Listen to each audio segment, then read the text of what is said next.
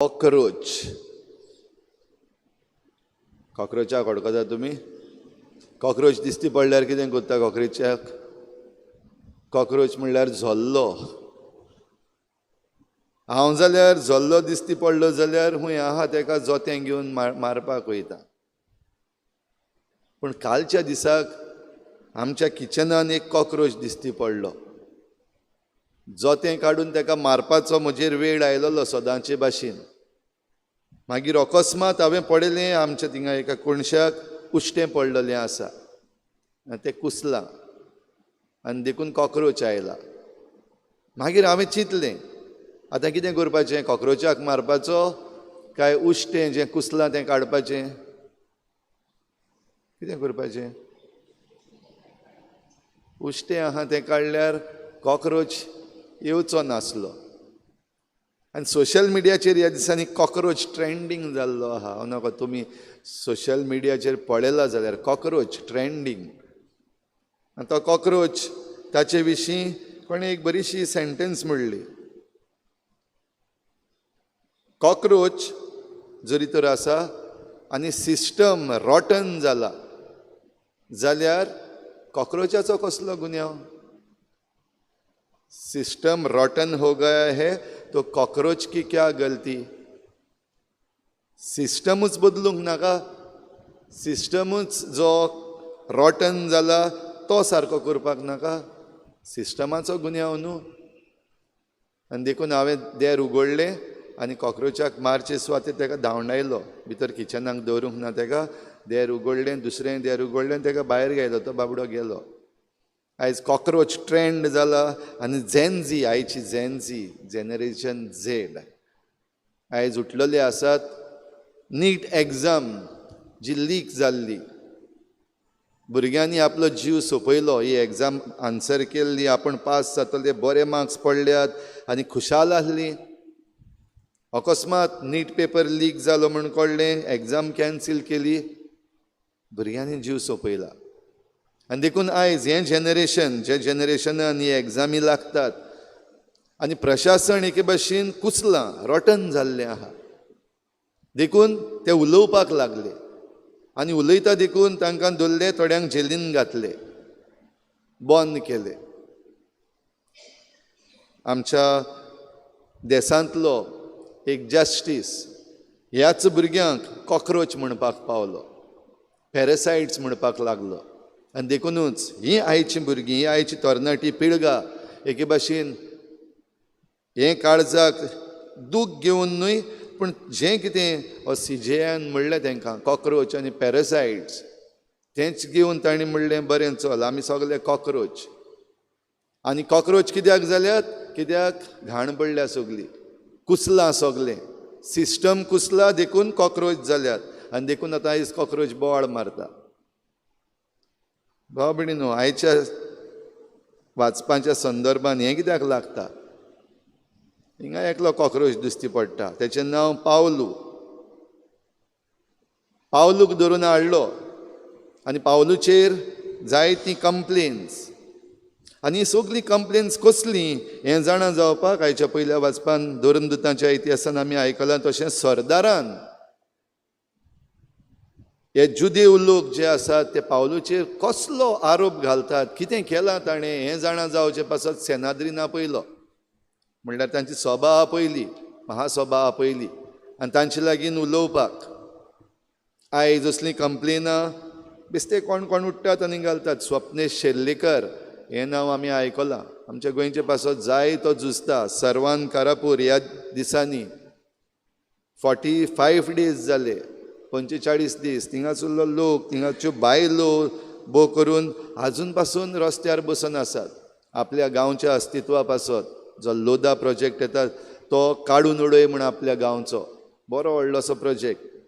आनी ह्या पासत जें प्रशासन आसा ताचेर हो भाव स्वप्नेश उलयलो. आनी देखून आतां तांचे कार्यकर्ते, तांचे सपोर्टर सगळे कडेन कंप्लेन घालपाक लागलेले आसात. फिर्यादी सगळ्या पुलीस स्टेशनाचेर. तेंच आदीं जातालें तेंच, नवें न्हू. सगळ्या पुलीस स्टेशनाचेर जे कोण सोत उलयतात तांचेर कंप्लेन घाल, ताका बंद कर. हें करपाचें हें चल्लां तशेंच पावलूचेरूय जाल्लें तेन्ना. हें नवें न्हू, आतां कितें जाता तें नवें न्हू. पावलूचेर असलीं कंप्लेनां घाल, ताका बंद कर, ताका भायर घाल, ताका मार, ताका पनिशमेंट दी, हे जुदेव लोक. आनी ह्या जुदेव लोकां मदें हें आदीं बरयल्लें आतां न्हू. 2 पक्ष आसात, पार्टीज. आयज आमच्यो पॉलिटिकल पार्टीज आसात. एक पार्टी येता, आतां कॉक्रोच पार्टी भायर सरल्या, आनीक एक पार्टी कॉक्रोच जनता पार्टी. हे जुदेव लोक आहले तातूंत सादुकी आनी फारिजेव 2 पक्ष. आनी दोनूय पक्ष पावलूचेर आड, कित्याक पावलू तांचेर आड उलयता, वो तांकां सांगता ते जेजू क्रिस्ताक मारला ते तुमी वायट केलां, तुमी समजोंक ना सारकें. आनी ह्या पासत मन बदलूंक जाय, तुमी स्नान घेवपाक जाय. कित्याक देव सगल्यांक सांबाळटा, राखता, बक्षिता. आनी हो संदेश साल्वार जावपाचो जो पावलू दितालो, तो साल्वार जावपाचो संदेश दिता आसतना आपणाक ब्लेम करतात. अशें म्हण सादुकी तशेंच फारिजेव दोगूय जाण समजताले, घायलें कंप्लेन, घाल ताका, बंद कर, उलोवपाक दिनाका. सरदारान जेन्ना तांकां मुखार हाडले, त्याच पक्षा मदें फूट पडली. कित्याक एक पक्ष पुनर्जीवनपणाचेर स्वत मानता, दुसरो आसा तो मानिना. आनी देखूनच पावलून म्हणलें, हांव एक पक्षांतलोच, हांव फारिजेव, हांव हें शिकलां. आनी तेन्ना त्या पक्षा मदें डिविजन जालें. कित्याक तो कितें उलयता तो आमकां जाय तें उलयता. म्हणल्यार पुनर्जीवनपण आसा, जेजू पुनर्जीवन जाला, आनी तो पुनर्जीवन जाला देखून आमकां तो सोडयता, तो आमचो सोडवंडार. हें थोड्यांनी थंयच मानून घेतलें. देव करता ती वाट. आयजूय आमकां दिश्टी पडटा भाव भयणीनो, जे कोण फुटी घालपाक सोदतात तांचे मदें फुटी पडपाक लागलेल्यो आसात. आमची मागणी चालूच आसात आनी आमची मागणी चालूच आसपाक जाय. गोंयकारांची मागणी आयज चालूच आसपाक जाय भोव करून. कित्याक गोंयकारां मदें जी झगडीं फुटी घालपाक भोव करून आयज धर्माच्या नांवान आनी नॉर्थ आनी सावथ आनीक मागीर हांव ह्या समाजांतलो, हांव त्या समाजांतलो, हे समाज, धर्म आनी वेगवेगळ्यो वस्तू घेवन आमचे मदें फुटी घालपाक जो चल्लेल्यो आसात, हांव भायलो तूं भितरलो, आयज तांचेच मदें फुटी पडपाक लागलेल्यो आसात. दिश्टी पडटा आमकां. God is at work. देव आपलें काम करता. आमची मागणी आयकता देव. जायते फावटी आमकां दिसता आमी कितलें मागता देवा लागीं आनी देव आमचें आयकना. आयचो जबाब, म्हाका राखून घे देवा, हांव तुका शरणा येतां. 15वें स्तोत्र 15 Psalm 15. म्हाका राखून घे देवा, हांव तुका शरणा येता. हे मागणें आमी दिसाच्या दिसाक कोत्ता. ताच्या शरणाक येवपाक म्हणल्यार देवाच्या पांयाशी येवपाक एकदम भोव गरजेचें. आनी तेन्ना आमकां ताची राखण, ताची सुरक्षा मेळटली. ही सुरक्षा आमकां मेळचे पासत जे कोण चुकी कोत्ता, जे कोण वांकडे आसात, जे कोण फुटी घालता, तांकां सगल्यांक देव जाग्यार घालतलो. आमी मागण्यांत थीर रावपाक गरज. खंयच्याय धर्माची जावं, मागण्यांत देवाशी येवंक आनी एक रावंक एकदम गरजेचें. आनी हें जेजून मागणें केलां, ती सगोट एक जावं. हांव मागणें करता तें फकत हांचेच पासत न्हय, म्हणल्यार जे कोण म्हजो पाटलाव करता तितल्यांचोच न्हय, जे कोणाक हांवें विचून काडल्यात आपोस्तल कशें तितल्यांचेच पासत न्हय. ह्या दिसांनी आमी आयकता जेजूचे मागण्याचेर आमी नियाळ करता. जेजून मागलां, एक भाग घेवन मागता. आयज जेजूचे मागणें आनीक मातशें मुखार वेता. तें हांचेच पासत न्हय, पूण हांच्या उतरा वरवीं जो कोण विस्वास ठेवता, हांच्या उतरा वरवीं जे कोण म्हाका मानून घेतात तांचेय पासत. आनी मागणें सादें, ती सगोट एक जावं. तांचे मदें फुटी आसच्यो न्हय, तांचे मदें असले पक्ष जावचे न्हय, तांचे मदें एकामेकाचेर नाका जाल्ल्यो फिर्यादी मांडून केस्तांवां जावची न्हय. धर्माच्या नांवान तांचे मदें केस्तांवां जावची न्हय. जेजून हें मागणें आमचे पासत केलां भाव भयणीनो. आनी हें मागणें जरी तर आमचे पासत केलां, त्या मागण्याक एक बेज आहा. आनी तो बेज म्हणल्यार देवाचो मोग.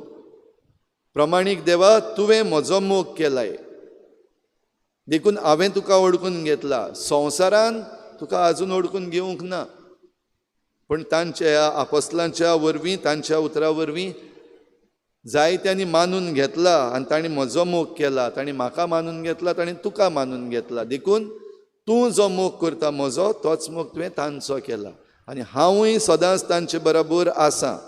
भाव भयणीनो, हीं उतरां जुवांवाच्या शुभ वर्तमानांतलीं जायतीं तीं उतरां घुसपा गुंदळ कसो दिसता सारकीं जरी तर वाचना जाल्यार. बरे भाशेन जरी तर घोस्तान वाचलें, परतून परतून वाचलें आनी समजूंक प्रयत्न केलो जाल्यार हें जेजूचें मागणें आमकां समजता. तर असल्या संदर्भान जें कितें कुसलोलें आसा आमचे भितर, जी कितें घाण पडलेली आसा आमच्या प्रशासनान आनी आमच्या जण एकल्याच्या वेव्हारान, तें सारकें जायत जाल्यार कॉक्रोच जावचें ना, पाड जावचें ना, बरें आसा तें जातलें. ह्या पासत जशें हांवें राती केलें तशें म्हाका दिसता सगल्यांनी करपाक जाय. आयज आमच्या प्रशासनान तें करपाक जाय. जे सरदार आसात आमचे विचून काडलेले, जांकां पदवी दिल्ली आसा, आमचे पुलीस आसात, आमचे कोर्ट्स आसात, आमचो सरकार आसा, तांणी आयज हें करपाचें. म्हणल्यार जोतें घेवन कॉक्रोचाक मारपाक वचपाचें न्हू. त्या बगर जें कुसलोलें आसा आमच्या कुजनांनी, जें कितें कुसलोलें आसा आमच्या ह्या वातावरणान, जें कितें आमी कुसोवन उडयलां आमच्या प्रशासनान, तें सारकें करपाचें. हें करपाक भाव भयणीनो आमकां जण एकल्याक आनी प्रशासनान आसात तांकां आमी ही कृपा दी म्हूण मागुया. आनी जेजूच्या मागण्यान आमी सगळीं एक जावं आनी एक जावन आमी आमची फुडली यात्रा करूंक आमकां कृपा मागता आसतना आयच्या स्तोत्राचो जबाब, म्हाका राखून घे देवा, हांव तुका शरणा येता. सगल्यांक भोव करून जांचेर आड नाका जाल्लीं आयज कंप्लेनां घातलेलीं आसा तांकां देवान राखून घेवंक आनी आमी देवाक सदांच शरणा रावंक आमकां कृपा मागुया.